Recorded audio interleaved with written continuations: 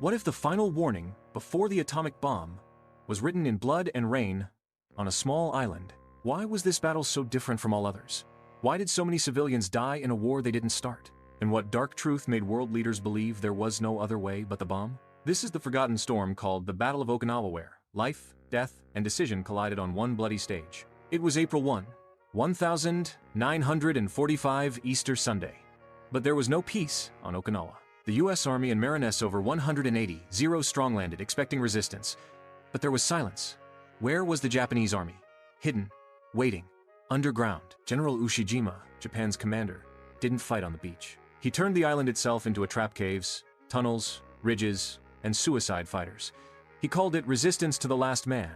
As Americans pushed forward, they hit the Shuri Linea deadly wall of fire and mud. Kamikaze pilots rained from the sky. Snipers and landmines tore through U.S. troops. And then, the unthinkable civilians jumped off cliffs, told by their leaders that Americans would torture them. But here's the little-known truth.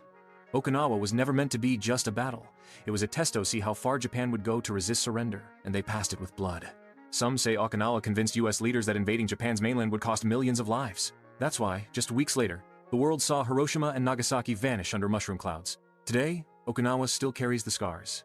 U.S. military bases remain, locals still mourn family losses from both sides, and the world still debates.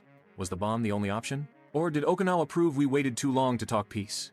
Okinawa teaches us that when leaders fail to listen, it's the innocent who pay the highest price. Peace is never weakness. It is courage before the bullets fly. Did this open your eyes? Tale follow for more real war stories, raw truths, and the human cost behind history's headlines. Because behind every battlefield, there's a voice that still wants to be heard.